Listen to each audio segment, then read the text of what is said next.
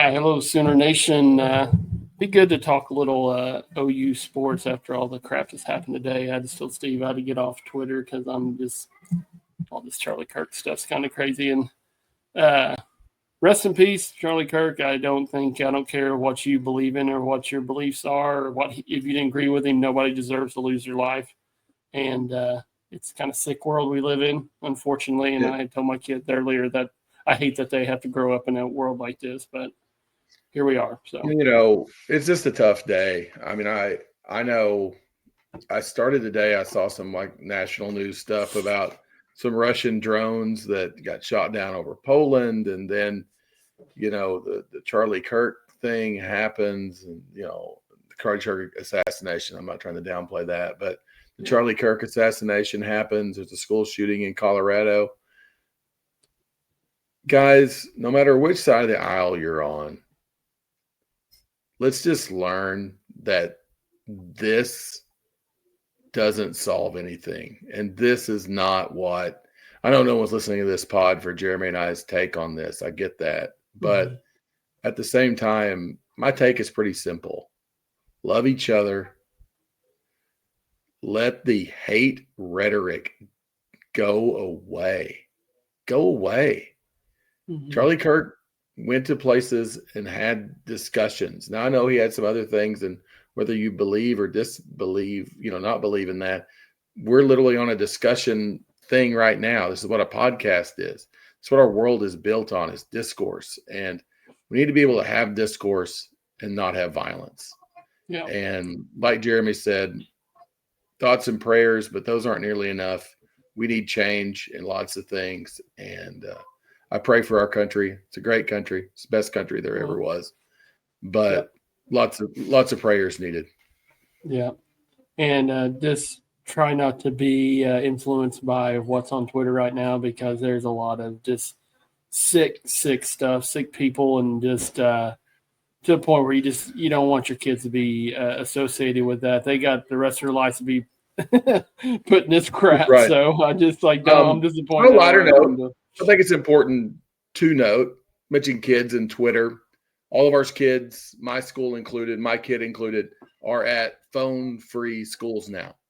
And I just like to report, I was really worried that was going to be like these kids were going to be having draws, and the discipline would just be out of this world with that. And we've got a student population at Keys High School of about 300 kids. We're not real big. But I think I've only had 7 phone violations all year. And so they're doing really good. Every principal I've talked to, the schools are doing really good. And so it just shows that when we make a good decision, like taking the phones out of school, and we stick with it, those good decisions can merit good results. And it's been really neat to see kids having real conversations at lunch times. And one of the kids was talking today about how much more eye contact they're now making that there's made in the hallway. And, that's something that can be a little troublesome sometimes for our kids. So I think it's good for their adjustments. And so I'm trying to figure out a way to segue from Charlie Kirk to Temple OU football. And, after a good sign with cell phones makes a good sign for where OU football is right now. So. Yes, so there we go.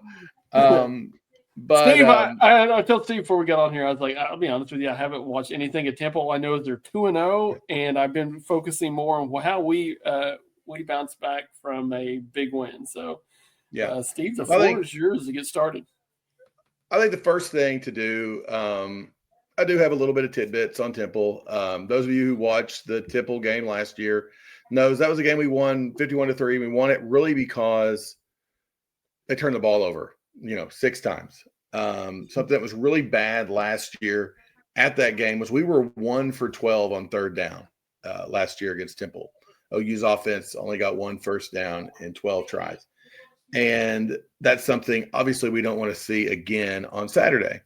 And this Temple team has a new head coach, a guy named Casey Keeler. Casey Keeler's been a head coach in college football for 31 years. He's 277, 112 and 1, won a national championship at FCS at Delaware in 2013, at Sam Houston State in 2021. This is a guy who is a winner. Delaware is his alma mater, so he does kind of understand the Northeast and the East Coast kid. I think he made a really good hire with his OC. He hired Montana State's OC. And if you're not a sicko following FCS football, that's okay. I did the research for Apparently, you. Steve is. Yeah, the number one offense in the FCS last year was Montana State, so they hired away their OC and Tyler Walker. He also brought his running back from Sam Houston State, where Casey Keeler was the year before, and Jay Ducker over there, and I think he's a good running back. If you listen to the Gabe and Teddy pod, they had Casey Keeler on with Gabe and Teddy did, and they were talking to him. And, he just talked about that he wants them to have unrealistic expectations. He wants them to believe they can win this game, and was pretty impressed with the guy. I definitely think this is going to be a better Temple team than the one we saw last year. So currently the point spread's 21.5 that I just saw. I think if we just win this game by 22, there's going to be a lot of negativity. And I know negativity is new to the Sooner Nation because we're always such a positive fan base that we're going to handle us not playing well just really, really well. But that being said, there's lots of things out to get us on this, right? We're in an NFL stadium. I looked on SeatGeek right now. You can get tickets at the 50-yard line for $55. Okay, lower level 50-yard line, $55. This is not going to be a sellout crowd. It's an 11 o'clock kickoff. It's a noon kickoff there. It's an 11 o'clock kickoff here. So the body clock is going to be rough on the guys going out there. Going to be a little bit of a sleepy atmosphere. Those kids, our kids are looking ahead to Auburn. We're already fighting the Twitter with Auburn. Okay, that's already where we are. So can we not? The last time BV had a really big win was against Texas in 2023. We followed that up. We went to Kansas. We lost 38-33. What can we do, Jeremy? What do you think we need to do to not repeat that? Man, and that's one thing I was talking about. I said I think our biggest competition really until Texas is ourselves, because everybody's telling you how great you are. Everybody talking up John Mateer, like, can you guys watch this defense? One thing I think they can hang their hat on is they didn't play a clean game against Michigan, and still dominated it. When you look at it, I mean, there's no reason that shouldn't have been about a 3-touchdown game. I mean, most of the points Michigan scored was because of mistakes by us. So there's stuff to clean up. You follow that Twitter account, Jeremy, the how bad did we get beat, and you see the bars of, and we were the third closest to we should have beat Michigan worse than Texas should have beat San Jose State. Sorry, I didn't mean to cut you off there, but I had a chance to take a dig at Texas, so I did. I think that I think it's probably a blessing in disguise we played 11 a.m. game or 12 o'clock there, because I think when you have a game like this, it's always kind of more of a trap to me. I know a lot of people look at it and say, well, playing early, it's hard to get going, but I think you have too much time to think about it on a Saturday. Like when you have a big game, people talking about it, like crowd jacked up. It's good to play a late game in Norman because they get boozed out, and that's when they but also, too, I am excited to see what I know I'm not supposed to jump ahead, but can you imagine what our crowd's going to be like if, let's say, we go and take care of business against Temple, what it's going to look like against Auburn, the 2:30 kickoff. I mean, our fan base is quietly coming together in positivity, which is almost makes me kind of scared. Worries me. Darren's very upbeat, which scares me to death, because when his highs can go really low whenever they go bad. But that said, I think it's all about just go out there, take care of business. If we don't cover, we don't cover. Just get wins. I think that's the name of the game this year. Get wins, move on. Let's because if our offense puts up points, our defense is going to take care of Temple. I can promise you. Right. And, things that I'm really looking for in this game are a lot of the same things I think everybody else is going to see. We want to see, can we establish a running game with our running backs? Is that something that we're able to do? Can we establish a true pecking order with our running backs? Is this going to be that Blaylock is our true running back. When we need rushing yards, it's going to be Blaylock. When we want to throw to somebody, it's going to be Ott. When we need pass blocking, it's going to be Barnes. I don't know. I don't really think that's tenable. I would rather have a guy. If you've listened to the pod in the past, you know that was something I was excited about when Ott came in. Is we're going to kind of go away from this running back by committee stuff and just have a number one running back. And I still have hope that Jaden Ott can be that guy, or maybe Blaylock's that guy. I don't know. I think we all can agree Javonte, as much as we appreciate the things he did. I thought he played a good game against Michigan the other day, but I think that was his proper role as a second and third back.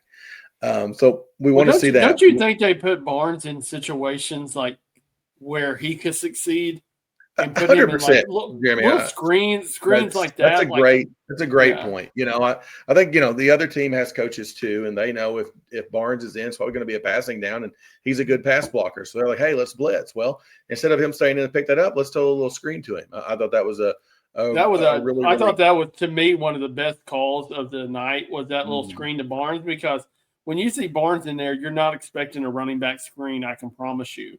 And just a good call and a good, like, the formation that they put him in and just kind of drag that running back. It was a really good play selection and put him in a situation where, you know what, sometimes when you've got a guy who's kind of struggling a little bit like Javonte Barnes is, give him something where he succeeds, gets like something positive that he can grow on. So, but yeah. And I think, something I've appreciated about Ben Arbuckle, who I just can't be happier with through 2 games, is he actually understands. He adjusts to what the defense is giving. And there's a part of me that thinks, you know what, if I'm Temple and I'm going to be in this game, maybe I'm going to look, we're going to jam the line. We're not going to get beat deep. We're going to try to make OU beat us in the middle, kind of the Illinois State game plan. And if they do that, you know what? If Mateer throws for 400 again, I'm perfectly fine with that too. I'm not going to leave this. I was listening to the Call Your Shot or whatever that deal is with Teddy and Gabe, where someone emails in, they're like, if we don't rush for 200 yards against Temple and score 50 points, then I'm going to be pissed off. I don't care if we're going for 200 yards or not. I'd love to score 50 points. But if the defense says that they're going to load everybody up in the box, and in this transfer portal world, guys, there are not a lot of just awful teams. Temple's not an awful team. Don't be surprised Temple to be a 6-6 team this year, maybe 7-5, something like that. They're not great. Okay, would they be the worst team in the SEC? 100%. But they got a good coach. They brought in some good portal kids. They're going to be okay. Could they beat OSU? Yeah, they could. Their DC is the guy who was at Rice last year, who kind of knows how to be successful with lesser talent. This isn't a bad staff. This isn't a bad team. They've got some energy to them. Okay, this is the biggest game on their schedule. Okay, this is the only time Temple is going to get talked about on game day this year. This is the only time that. But something else that's going on that Jeremy and I have tried to be a little slow in talking about. But I think the university understands this. You know what they would love? Number one, we would love an 8th national championship. Number one thing we would love to get. But do you know what else we could add possibly this year? We could add a trophy in Heisman Park. And if that means that we need John Mateer to throw for 400 to help along that, sign me up as happy with that. Okay? Yeah. I would love to see us throw the ball around. If you read BV's talk, don't expect to see Mike Hawkins early. BV is very, very, very much committed to not burning Mike Hawkins' red shirt. And I get it. Today is only game 3. But at the same time, in case you weren't paying attention, we ran Mateer 17 times last game or 19 times last game, whatever it was. There's a chance he gets hurt and misses a game, or maybe he misses 2 or 3. And we want Mike Hawkins to be able to play those games. So I think we can win football games with Mike Hawkins. I do. I like it. It's got to make you, it's got to make you feel good too that they are wanting to redshirt him because they see something in Michael Hawkins.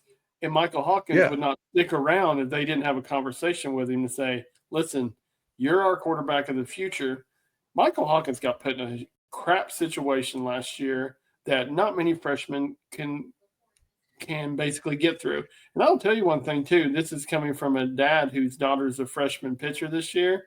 It is hard being a freshman in any sport, high school, college, anything. It's just What's that jump, Jeremy? It's a lot of mind games too. It's like you're used to being the head shit, the guy, a dude. Yeah. I mean that is, and now you are low man on the totem pole, and it's like everything that you get is earned by what you do on the practice field, and that's when Michael Hawkins got the opportunity. Was it a bad situation he got put in? Yeah, because they put him behind that same line that Jackson Arnold was playing against, and said, "Go beat Texas." So, yeah, I mean, you're not a whole lot of guys going to succeed there by running the sneaky run sideways draw play, and also looking at John Mateer, they can go and tell John Mateer to not run and try to throw in the pocket more. You know what John Mateer is going to do? He is going to run. He's going to make football plays. He's going to make whatever it takes to win games. It's just like he said about sliding and getting. He's like, I don't like to slide. I like contact. You don't tell a kid not to do that. I'm sorry, you don't. I was talking to my brother-in-law, Marshall, and the other day, and he has a huge, like, for lack of a better term, like man crush on John Mateer. And he was just like, man, I love this dude. He just like, he's like, if you need someone to come on the pod and like fangirl on John Mateer for like 10 minutes, I'm your man. And you're like, we already got two of those. You don't need any more. Yeah. But what Marshall was trying to say, and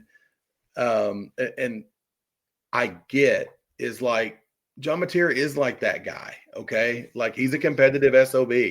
I think we all saw, what's his name? McShay video, that was kind of going around Instagram and Twitter the last couple of days, where he just talked about how competitive he is and how he's skyrocketing up draft boards and all that sort of thing. And John Mateer is going to play quarterback the way John Mateer is going to play quarterback. Now, do I think Arbuckle's go out there with many designed runs? Absolutely not. I don't think we want to. I don't think we need to this game. Mm-hmm. Because we didn't do that. We talked about that after the Illinois State game. We thought we'd see a little more quarterback run. Well, we didn't have to have it. So, we're not. There's only so many bullets in that gun. But talk about things I want to see. We want to see that. I want to see some more receivers get some action. Would like to see, because I do think I'm still a Zion Kearney believer. I think there's something there. I still think Ivan Carrion can be something. We all drank the Elijah Thomas Kool-Aid. Thought he had a really good tackle the other day on special teams. So good to see he's not over there pouting because he's not playing at receiver. But love to see those three guys get back out there. Love to see Jacob Jordan make a few catches, because those are guys we're going to need at some point. Someone's going to turn an ankle. Sounds like Giovanni Gibson's not going to play this week, but it's getting closer and closer. Maybe have him back for Auburn. So interested to see that. Interested to see the offensive line just, get maybe 3/4 at least of those guys just continuing to gel. That being said, if anybody is dinged up out of those 5, set their butt out. Yeah. Set their butt out. Now, I don't think anybody is. This is no inside information. But if somebody is, set their butt out. We know who our best 5 are. Hey, what's really funny, too, is we forget about, and who they've talked about, been in practice a lot, Kendall Dolby. No, that was who I was about to go over the defense and isn't it crazy though how good our defense looked? And the guy who had the most promise before he got hurt was Kendall Dolby. Jeremy, Kendall Dolby and Eli Bowen, right? If you were to talk to us about like two guys who we thought would be such big parts of this secondary, and our secondary has been really good, but we really, and that being said, we haven't had anybody really test our secondary. And I don't know that our secondary is going to get tested really until we play Texas, if you believe in Arch. But I don't know if that Arch's shoulder really did hurt, or if that's just Sark knows what faces he makes when he goes to the bathroom. Was that not one of the worst answers of all time? Good Lord. Hey, you know what? It's like last year with Venables. Like, all his answers to anything was just magnetized because you're not winning. Yeah. What makes everything better? Winning. So when you're winning, every answer sounds funny and great. Yeah. But when you're not and you're struggling a little bit, like, you can say what you want about Arch Manning and San Jose State. It was San Jose State. You know what? Jackson Arnold looked damn good against Temple last year.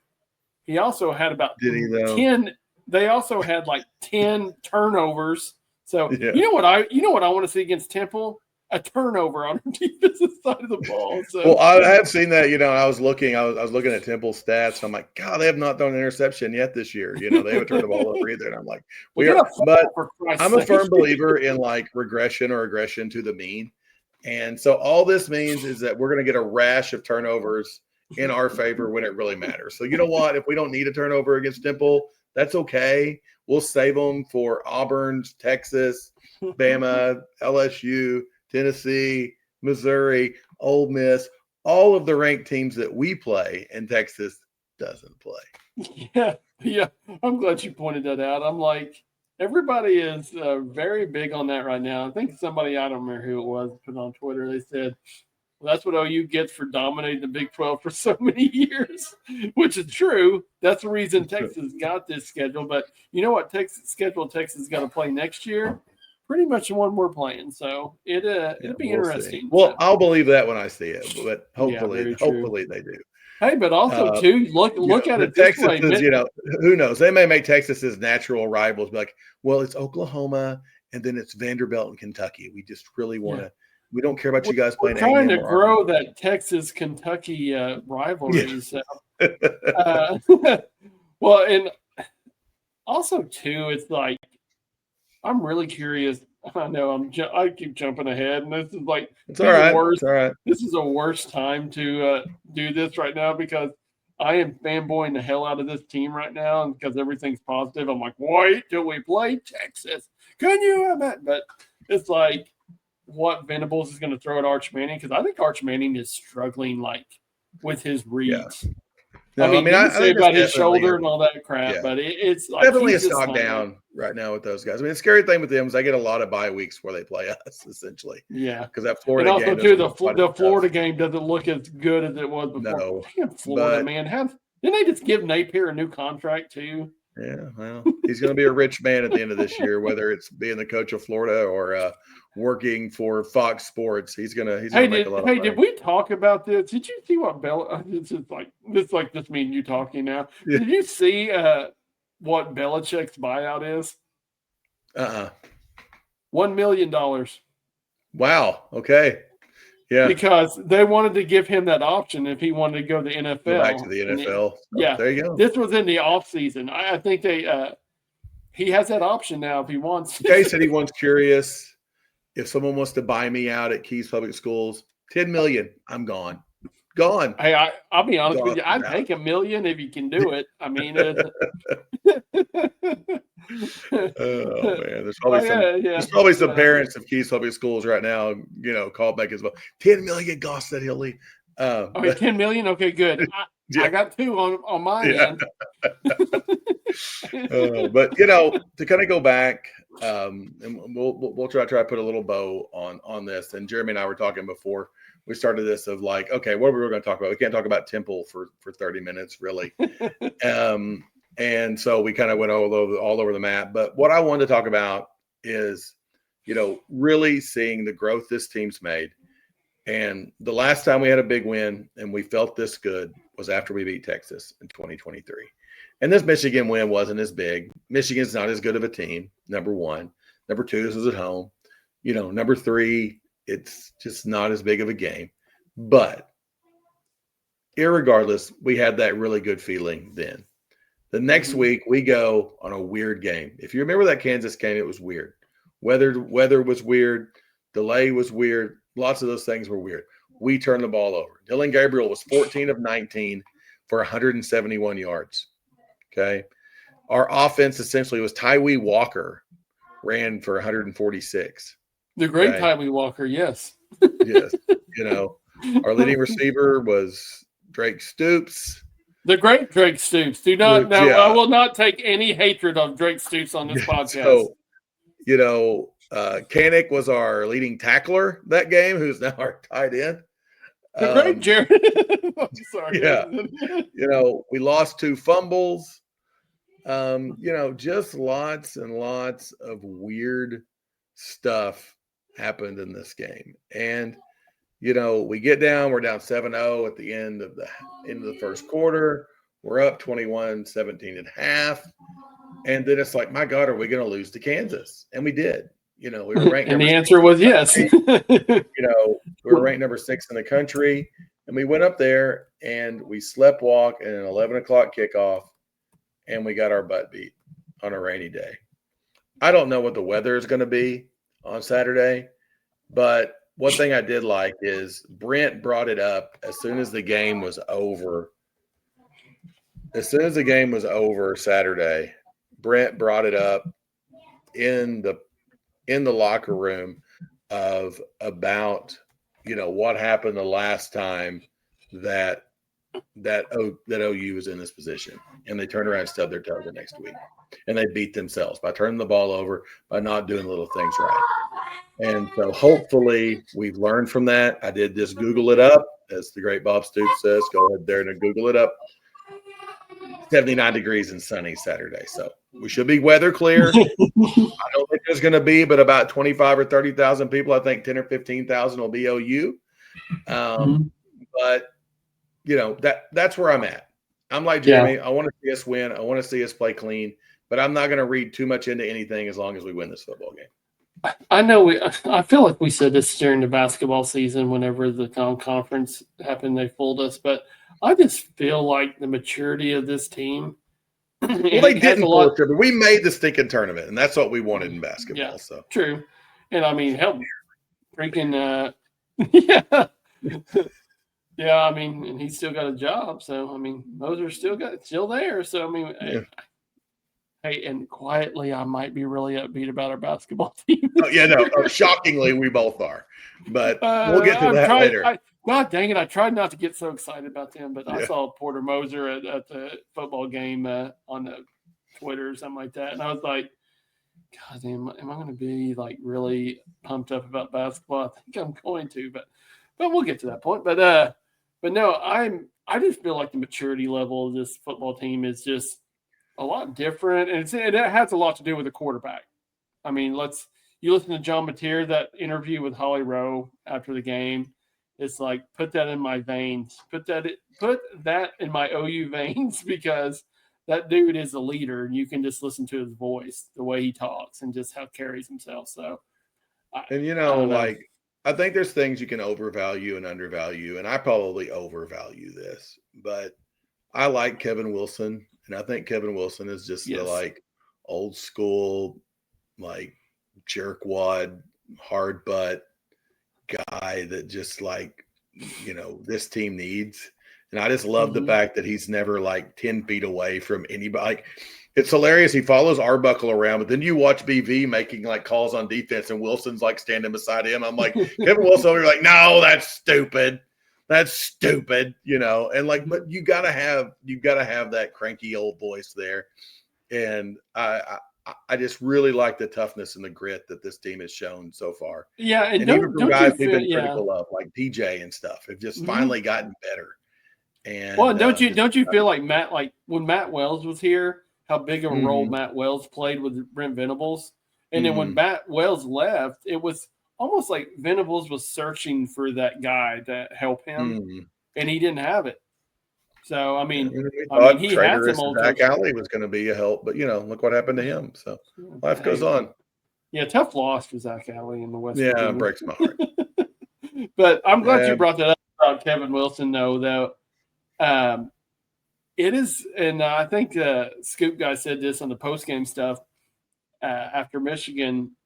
They're like, it's crazy. You watch the sideline, and they said it's almost comical to watch Kevin Wilson, how much he just jumps around all over the place.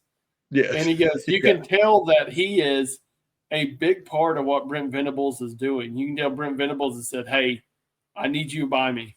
And because he is, they were just like, do we really think guys like Kevin Wilson, like those guys know how to coach football. The football coaching is not what got him fired at Tulsa. It's like, he doesn't want to have to do all the recruiting and all the non-stop mess that goes with that. Guy wants to coach ball, and he gets to coach ball, and that's good. So, all right, Jeremy, score prediction. What do you got? I said 38-3 OU. Okay, 38-3. Crazy. I just feel like we're going to put some points up, maybe get a turnover, pull Mateer out in the middle of the third. Hey, and also too, did I say this before? I predicted the actual score for the Michigan game. I have it in documentation to a TikTok.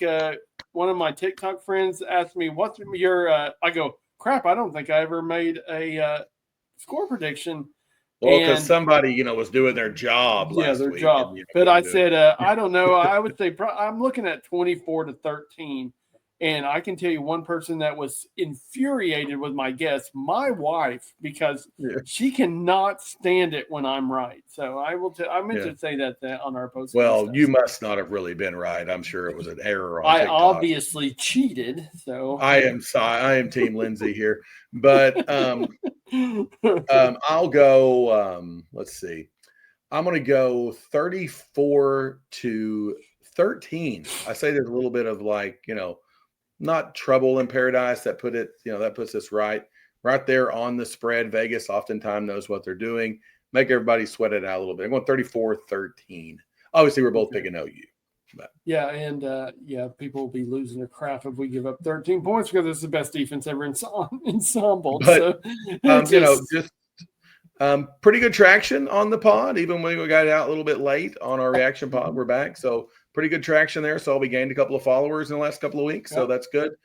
SoonerCast@gmail.com. If you want to interact with us, we would love to interact with you. Sure. But Jeremy, go ahead and make your spiel. Yep. Give us a follow on Apple and Spotify. Make sure you subscribe to us on YouTube. We are kind of sitting at 112, I think is what it is right now. Yep. So keep that coming. We really appreciate comment on there and ask us questions. We try to bring them up. I have a guy at work that he puts Go Hogs. He said, I'm going to put that on all your podcasts. I'm like, you are going to get blocked. The first guy that gets blocked on my podcast. But no, but seriously, ask us questions. If we don't, I don't know. I think I said Texas enough this week to get the logarithm to shoot us some Texas fans again this week. So that's always exciting in the comment section as well. Hey, if we need to get comments, we're going to start getting Goss to bring out a stat sheet a little bit more because that people. So I could get stat checks. So I'm sure something was wrong. Little Phil Steele fact of the week before we sign off. Since 2009, Temple is 0-8 straight up and 1-7 against the spread against all Power 4 opponents. Have a great week. We'll see you on the postgame pod. Boomer Sooner.